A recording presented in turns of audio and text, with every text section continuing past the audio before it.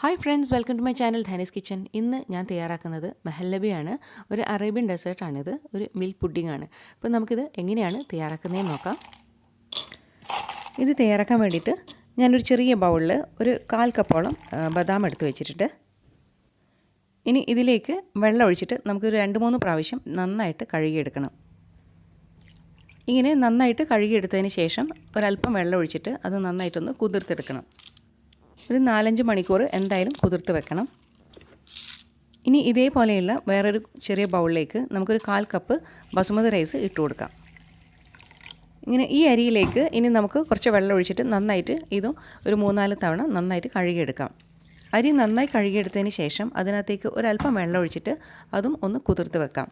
ഇപ്പോൾ ബദാം നന്നായിട്ട് കുതിർന്ന് കിട്ടിയിട്ടുണ്ട്. ഇനി ഈ ബദാമിൻ്റെ തൊലിയെല്ലാം ഇതേപോലെ ഒരു കത്തി വെച്ചിട്ട് ഒന്നിങ്ങനെ കൈ കൊണ്ട് എടുക്കുമ്പോൾ തന്നെ അതിൻ്റെ തൊലിയെല്ലാം ഇതേപോലെ ഇങ്ങനെ പുറത്തേക്ക് വരും. അങ്ങനെ തൊലിയെല്ലാം കളഞ്ഞെടുക്കണം. ഇങ്ങനെ ബദാമിൻ്റെ തൊലിയെല്ലാം കളഞ്ഞെടുത്തിട്ടുണ്ട്. ഈ ബദാമെല്ലാം ഒരു മിക്സിയുടെ ചെറിയ ജാറിലേക്ക് ഇട്ട് കൊടുക്കാം. ഇനി ഇത് അരച്ചെടുക്കാൻ വേണ്ടിയിട്ട് ഒരല്പം പാലൊഴിച്ചിട്ടാണ് ഞാനിത് അരച്ചെടുക്കുന്നത്. ഇപ്പോൾ ഇത് നന്നായിട്ട് അരച്ചെടുത്തിട്ടുണ്ട്. നമുക്കിത് വേറൊരു ചെറിയ ബൗളിലേക്ക് മാറ്റി വെക്കാം.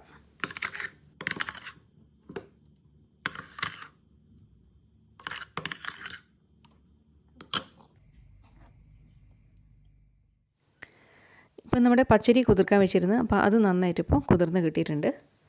പച്ചരി നന്നായിട്ട് കുറച്ച് വെള്ളത്തിൽ നന്നായിട്ട് കഴുകിയെടുക്കാം. എന്നിട്ട് നന്നായിട്ട് അരച്ചെടുക്കണം. മിക്സിയുടെ ജാറിലേക്ക് അരി ഇട്ട് കൊടുക്കാം. അല്പം പാലൊഴിച്ചിട്ട് നമുക്ക് അരി നന്നായിട്ട് അരച്ചെടുക്കണം.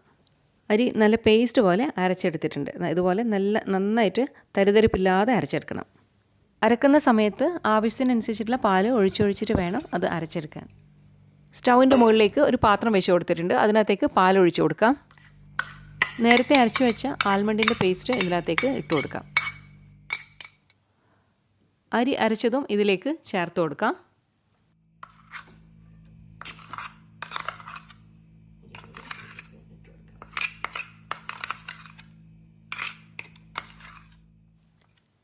ഇനി സ്പൂണ് വെച്ച് നന്നായിട്ടത് ഇളക്കിയെടുക്കണം. ഇതിനകത്ത് കട്ടയില്ലാതെ നല്ലതുപോലെ ഇളക്കണം.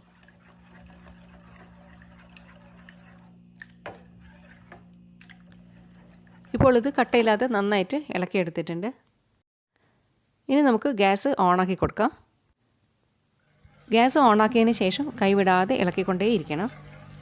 ഇപ്പോൾ പാല് തിളക്കാൻ തുടങ്ങിയിട്ടുണ്ട്. അപ്പോൾ ഈ ഒരു സമയത്ത് നമുക്ക് ഗ്യാസ് ഒന്ന് ലോ ഫ്ലെയിമിലേക്ക് ഇട്ട് കൊടുക്കാം. ഇതിനകത്തേക്ക് പാല് ഒരല്പം കൂടി ഒഴിച്ചു കൊടുക്കാം. വീണ്ടും കൈവിടാതെ നന്നായിട്ട് ഇളക്കിയെടുക്കാം.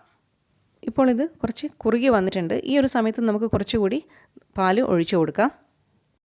പാൽ ഒഴിച്ചതിന് ശേഷം കൈവിടാതെ വീണ്ടും ഇളക്കിക്കൊണ്ടേയിരിക്കാം.